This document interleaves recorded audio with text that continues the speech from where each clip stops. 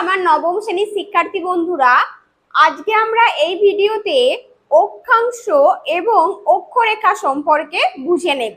চলো দেখো, তোমাদের যে ভূগোল বইয়ের পৃথিবীর যে কোনো স্থানের অবস্থান নির্ণয় এই যে অধ্যায়টি আছে, সেই অধ্যায়ে আমাদের অক্ষরেখা, দ্রাঘিমা রেখা, অক্ষাংশ, দ্রাঘিমাংশ, প্রতিপাদ্য স্থান এই বিষয়গুলো প্রথমে বুঝে নিতে হবে এবং একদম শেষে গিয়ে অক্ষাংশ নির্ণয় এবং দ্রাঘিমা নির্ণয়ের যে অঙ্কগুলো সেগুলো আমাদের করতে হবে। আমরা যদি এই ছোট ছোট বিষয়গুলি না বুঝি তাহলে কিন্তু আমরা ওই অঙ্কগুলো বুঝতে পারবো না। এবং যেটি খুব গুরুত্বপূর্ণ, তোমাদের এই অধ্যায় থেকে একটি অঙ্ক অবশ্যই তো পরীক্ষায় আসবে, সেটি দ্রাঘিমা নির্ণয়েরও হতে পারে বা সময় নির্ণয়েরও হতে পারে, কিন্তু সেটা 5 মার্কসের। তার পাশাপাশি 2 মার্কস, 3 মার্কস বা এসএকিউ, এমসিকিউর জন্য আমাদের এই অধ্যায়ের এই অক্ষাংশ, দ্রাঘিমাংশ বা দ্রাঘিমা, অক্ষরেখা, দ্রাঘিমা রেখা এগুলোর সম্পর্কে একটি সামগ্রিক ধারণা থাকা প্রয়োজন। তো চলো আমরা অক্ষাংশ বিষয়টি কি বুঝে নিই। দেখো, অক্ষাংশ হলো, মনে রাখবে, পৃথিবীর নিরক্ষরেখার উত্তর বা দক্ষিণে অবস্থিত কোন স্থানের কৌণিক দূরত্ব। তাহলে দেখো, নিরক্ষরেখা যার মান কত হয় 0 ডিগ্রি। তাহলে নিরক্ষরেখা কি? নিরক্ষরেখা তো নিজেই একটা অক্ষরেখা, আমরা ক্লাস 7-এ পড়েছিলাম। সব থেকে যে অক্ষরেখার দৈর্ঘ্য বেশি সেটি হলো নিরক্ষরেখা। তাই আমরা নিরক্ষরেখাকে মহাবৃত্ত বলে থাকি, যেটি ঠিক পৃথিবীর মাঝ বরাবর কল্পনা করা হয়, যার মান 0 ডিগ্রি। তাহলে এবং প্রত্যেকটি অক্ষরেখা যেহেতু পূর্ণবৃত্ত, তাহলে আমরা যদি কল্পনা করি নিরক্ষরেখাও একটি পূর্ণবৃত্ত। এই যে এটি ধরো নিরক্ষরেখা, যার মান কত 0 ডিগ্রি। এবার ধরো, তাহলে যে নিরক্ষরেখা, এই নিরক্ষরেখার উত্তর বা দক্ষিণে, কারণ নিরক্ষরেখাকে ধরেই আমরা পৃথিবীকে দুটো গোলার্ধে ভাগ করি, উত্তর গোলার্ধ এবং দক্ষিণ গোলার্ধ। তাহলে উত্তর বা দক্ষিণে যে কোনো স্থানের কৌণিক দূরত্ব, দেখো ধরো আমরা এই এ স্থানটি যেটি পৃথিবীর উত্তর গোলার্ধে অবস্থিত, সেই এ স্থানটির অক্ষাংশ নির্ণয় করব। তাহলে আমাদের সর্বপ্রথম ওই স্থানটি থেকে আমাদের ভূকেন্দ্র, এটি হলো পৃথিবীর কেন্দ্র, এই পর্যন্ত একটা ব্যাসার্ধ টানতে হবে, অর্থাৎ একটি সরল রেখা। এই সরল রেখা পৃথিবীর নিরক্ষীয় তলের সাথে যে কোণ সৃষ্টি করবে, অর্থাৎ যে কোণ উৎপন্ন করবে, সেটি হলো সেই স্থানটির অক্ষাংশ। তাহলে এখানে দেখো যে এ স্থানটি, এখানে এই যে এ বি সি, কোণ এ বি সি এর মান আমরা ধরছি 60 ডিগ্রি। তাহলে এই এ স্থানটির অক্ষাংশ কত?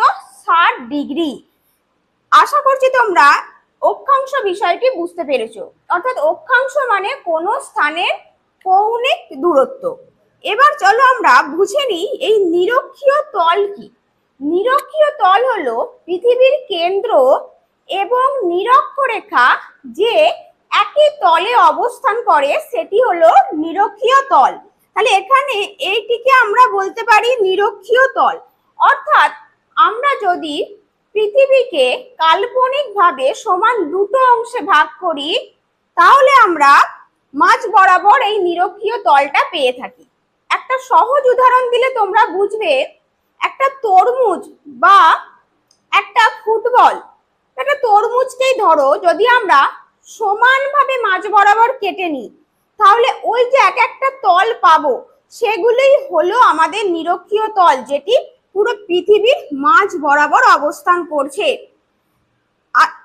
এখানে দেখো, তাহলে কোণ এ বি সি, তাহলে এই যে 60 ডিগ্রিটা বেরোলো, তাহলে এখানে সবসময় মনে রাখবে দুটো সরল রেখার কৌণিক দূরত্ব।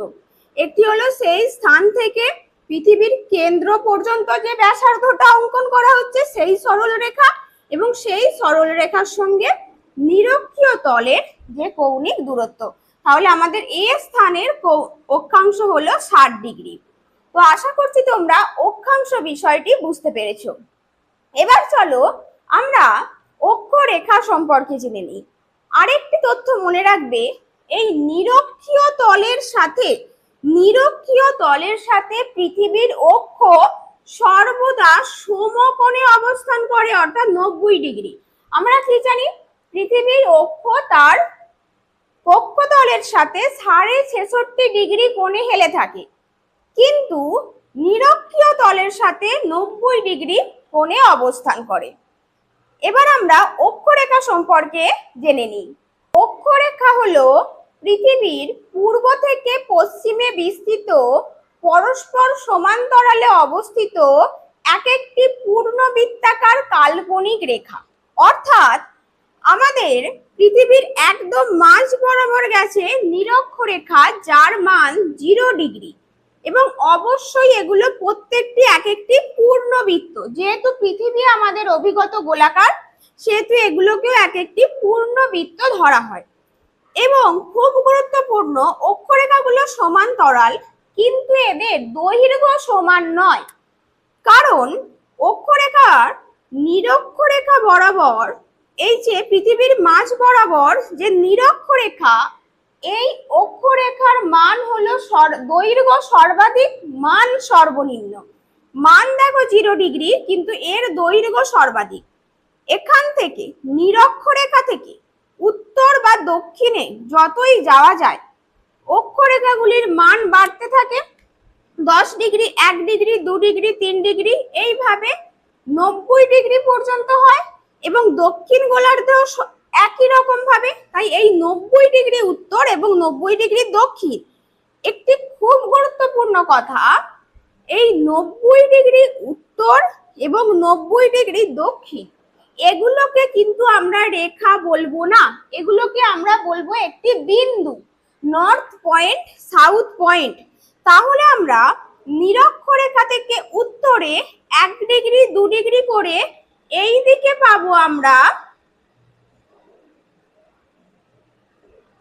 89টি অক্ষরেখা, এবং দক্ষিণেও আমরা পাবো 89টি অক্ষরেখা।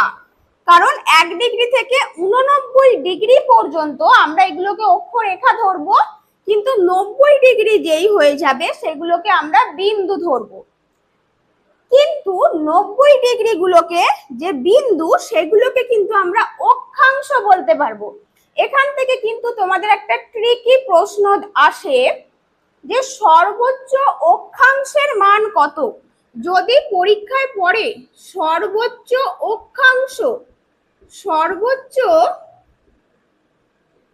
অক্ষাংশ, সেইটা কিন্তু হবে 90°। কারণ 90° উত্তর বা দক্ষিণ একটি পয়েন্ট, অর্থাৎ সেটাকে আমরা অক্ষাংশের মধ্যে ধরতে পারি। কিন্তু যদি আমাদের পরীক্ষায় দেয় সর্বোচ্চ অক্ষরেখা, তখন কিন্তু আমরা 90°টা বলতে পারবো না, তখন আমাদের বলতে হবে 89°। 89° পর্যন্ত আমরা অক্ষরেখা ধরি। এবং অক্ষরেখা হলো একই বা সমমান বিশিষ্ট অক্ষাংশগুলির সংযোজক সরল রেখা। অর্থাৎ আমরা বলতে পারি এই যে 10° অক্ষরেখাটি গেছে, অর্থাৎ এই অক্ষরেখার ওপর যতগুলি স্থান আছে প্রত্যেকটির অক্ষাংশের মান একই, অর্থাৎ তাদের কৌণিক দূরত্বের মান সমান। এবং অক্ষরেখাগুলির আরেকটি যেটি খুব গুরুত্বপূর্ণ বৈশিষ্ট্য তোমরা মনে রাখবে, সেটি হলো অক্ষরেখাগুলি যেহেতু এক একটি পূর্ণবৃত্ত, তাদের কৌণিক সমষ্টি কিন্তু 360°। এই অক্ষাংশ এবং অক্ষরেখা সম্পর্কে আমি একটি সামগ্রিক ধারণা দিলাম। পরবর্তী ভিডিওতে আমি বোঝাবো পৃথিবীর কয়টি অক্ষরেখা আছে, সেই সংখ্যাটা নির্ণয় করা। এটিও তোমাদের পরীক্ষায় আসে। তো আজকের ভিডিও এই পর্যন্তই।